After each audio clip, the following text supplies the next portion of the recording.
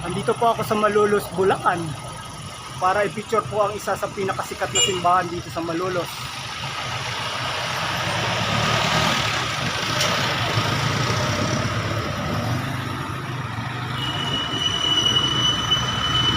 Pupuntahan ko po ang isa sa pinakasikat na simbahan dito sa Malolos, ang Barasuin Church.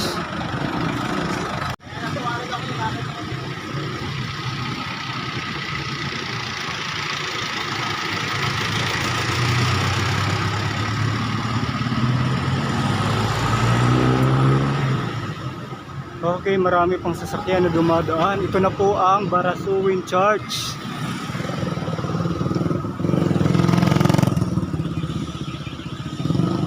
Saan ang daan?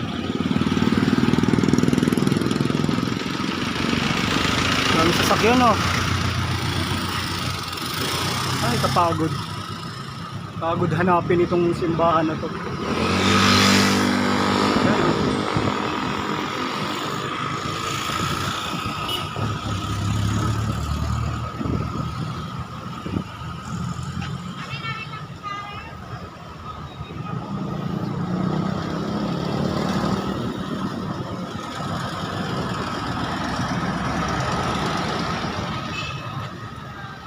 Ganda ng bahay, oh.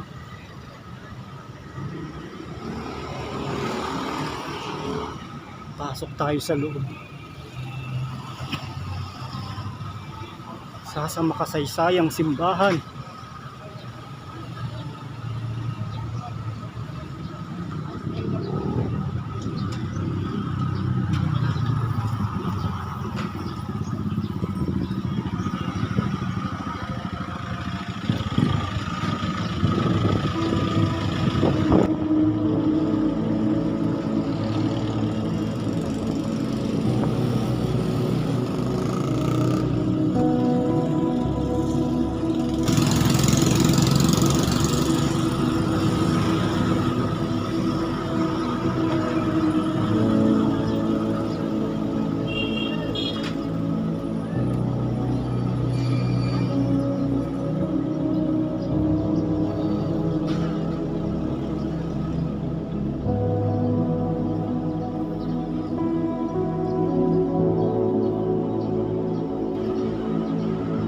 Ganda ng Barasuin, oh.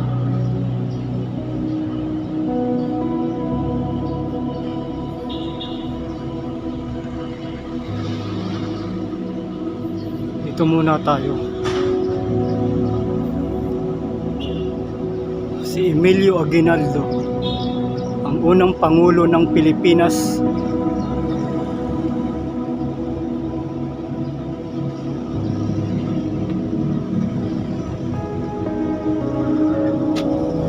Emilio Aguinaldo, 1869-1960 po. Unang pangulo ng Pilipinas. Dito niya sa Malolos pansamantalang inilipat ang pamahalaang liberasyonaryo mula Bacoor, Cavite dahil sa napipintog digbaang Pilipino Amerikano. September 10, 1898, Kongreso ng Malolos sa simbahan ng Barasuin, Bulacan upang magbalangkas ng saligang batas.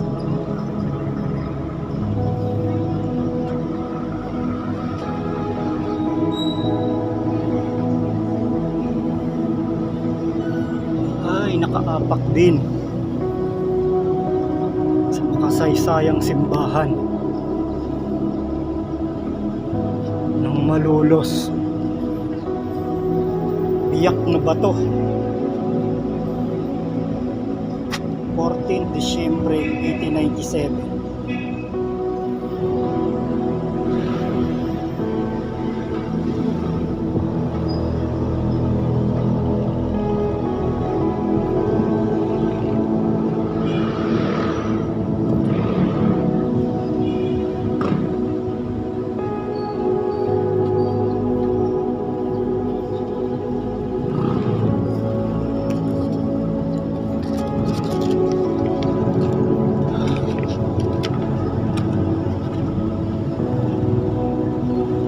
Barasuin Church, isang makasaysayang simbahan dito sa Malolos, Bulacan. Dito naganap ang tatlong mahalagang pangyayari sa kaysaysayan ng Pilipinas. ang pagpupulong ng unang Kongreso ng Pilipinas noong taong September 15, 1898, ang pagbalangkas sa konstitusyon ng Malolos mula noong September 29, 1898 hanggang Enero 21, 1899 at ang pagpapasinaya ng unang Republika ng Pilipinas sa pamamagitan at utos ng Pangulo bilang 260. Ipinaroklama ni Pangulong Ferdinand E. Marcos ang simbahan ng Barasuin bilang pambansang liwasan taong August 1, 1973. Makasaysayang simbahan. Dito nagaganap ang pagpupulong ng mga Katipunero noon laban sa mga Kastila, mga Hapon na gustong sakupin ng Pilipinas.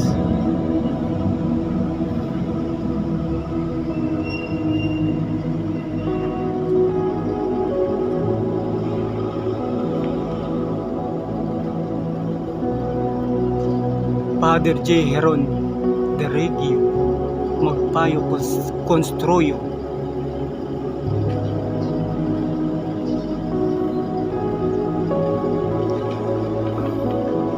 Yung pintuan ng simbahan nila dito inukit din sa kahoy. Pahawak po sa makasaysayang pintuan. Ang pagkakaukit ng pintuan nila, oh, ang ganda. Kahoy lang din. Hindi tayo pwedeng makapasok dahil nakasara.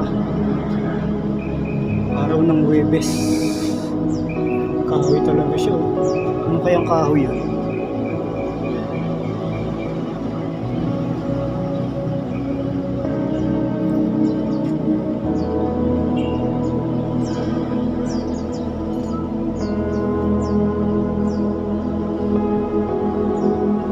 Panahon ng giyera. Gawa pa lamang to sa nipa, sa kahoy, sa kawayan. Sinunog to ng mga Kastilang Hapon. Sa bisa ng kautusan ng Pangulo bilang 260 Agosto 1, 1973 na sinusluhan ng kautusan bilang 375 Enero. Simbahan ito ay pinahayag ng pambansang palatandaang kasaysayan.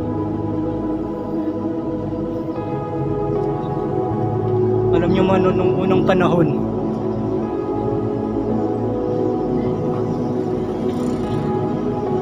binubomba ng mga Hapon, ng mga Kastila ang simbahan dahil nga dito nagkakanlong ang ating mga Katipunero.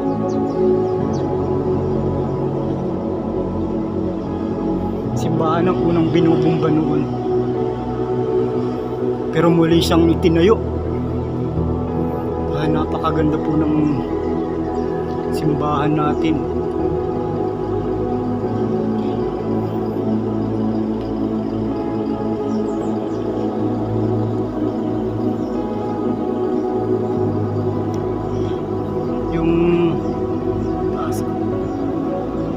Yung mga bintana dito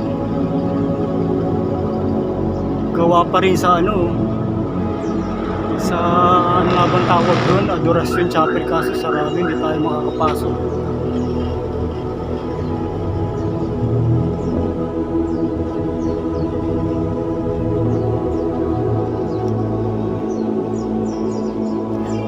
Kapis ba ang tawag yan sa mga bintanang yan?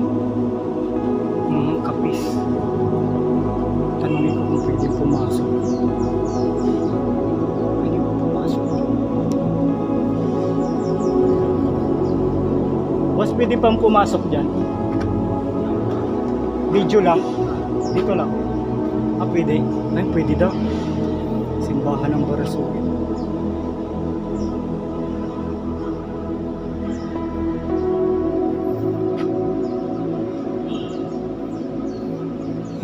Pinayagan akong pumasok. No entry. May mga lumang ito. May mga luma silang gamit dito ni Ito yung Dito pa yung sinakyan natin ni Emilio Aguinaldo. Bawal sumakay. Hinihila ang tato ng kalesa.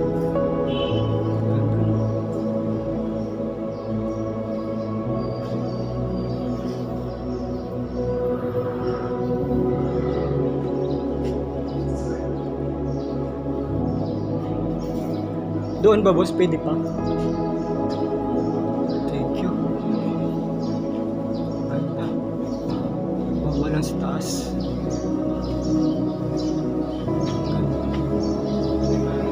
Wow, ang ganda.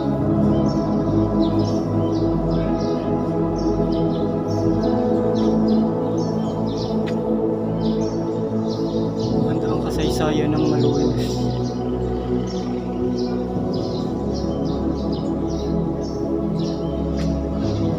Hanggang dito lang. Sige. Pero dito lang sa plaza, no? Pwede. Okay naman. Salamat ha. Ganda ng plaza nila. Mga disenyo ng ano, mga Diyos, Goddess. Si John Paul II.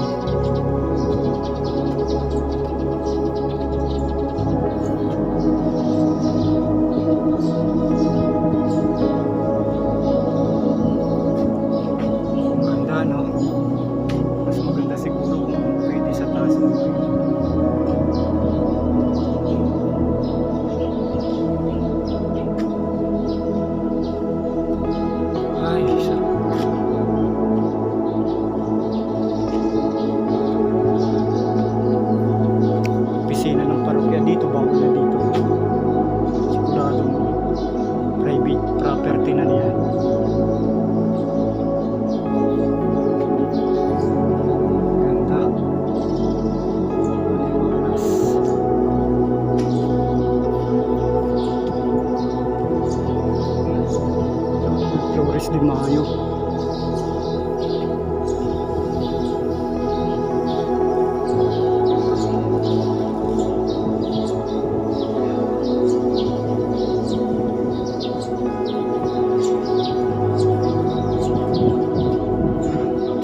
Thank you po.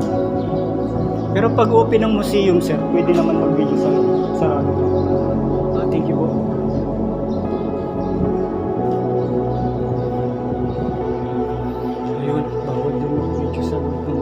Para pangalagaan ng kanilang property. Ayun, ang ganda. Okay lang hindi tayo nakapag-video sa loob kasi talagang pinangangalagaan nila ang kanilang seguridad. Ayun, nahanapin natin dito yung pusa. Alam niyo po ba, ang sa 10 piso,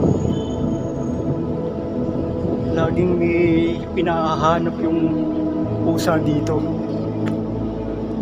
Yan. Mga tiyuin ko nagpapagame sila. Doon sa 10 piso na bills, kapag nahanap mo daw yung pusa, sa'yo na yun. Yung 10 piso. Eh, hindi naman namin makita kung nasaan talaga dito yung pusa. Wala namang pusa.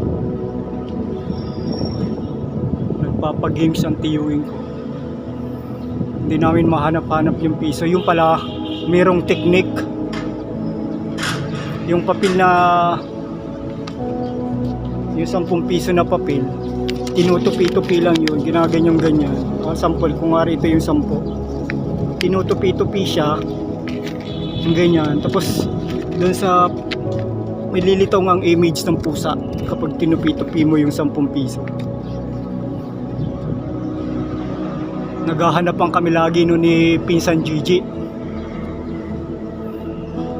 Hindi namin makita-kita yung pusa. Shout out kay Pinsan Gigi.